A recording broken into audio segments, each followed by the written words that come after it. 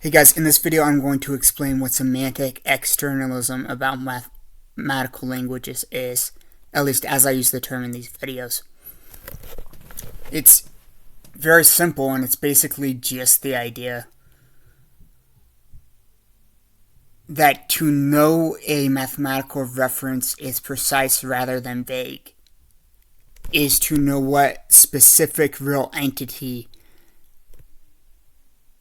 the name picks out. So this is a realist position.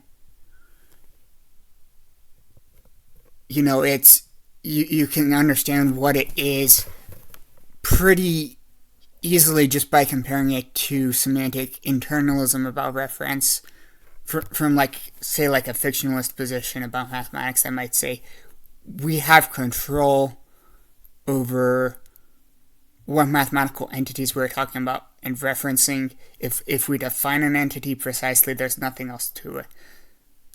This is very different from how reference typically works for other types of language, is for which, in non-mathematical languages, it's really clear that reference is a property of how the language meets up with the outside world. It's not just a linguistic property.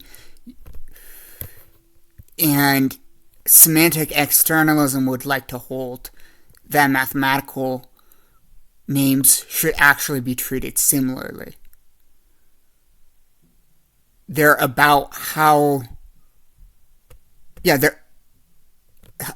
the precision of the name is defined by how precisely it can pick out an entity in the actually existing mathematical universe.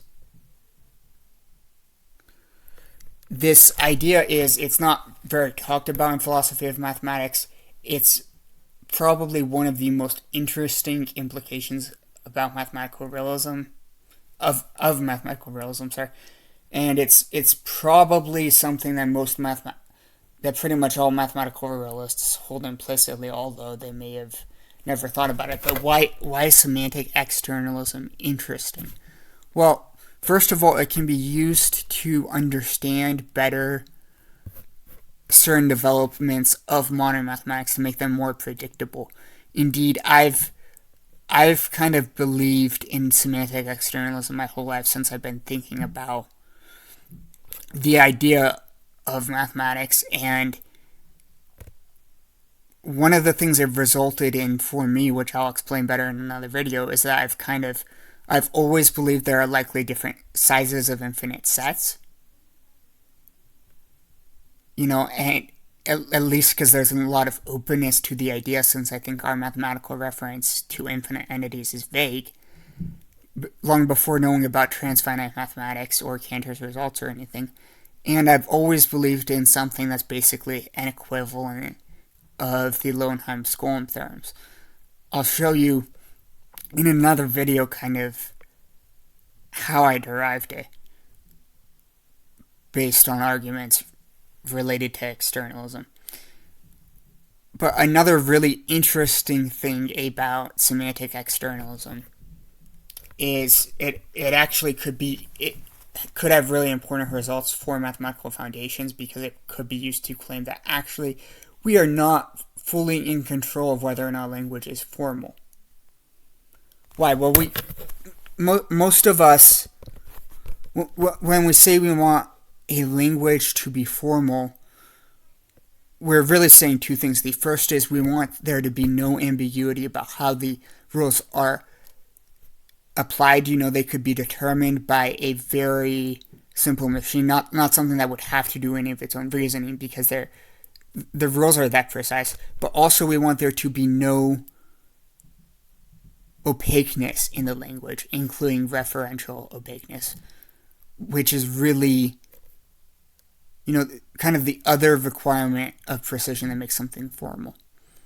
And what's super interesting is that from a semantic externalist perspective, the first thing is in our control.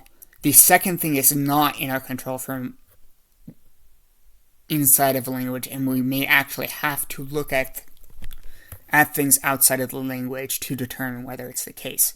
So it actually, it actually holds out the option that even in our modern mathematics, where we're using first order logic and methods like this, it may be that our results are still not the last say. And in another video, I'm going to kind of show some ways this might be the case. Some arguments that even though modern model theory makes things more precise and, interestingly enough, argues for semantic externalism, there's actually a couple of flaws in the way it's applied. And the other thing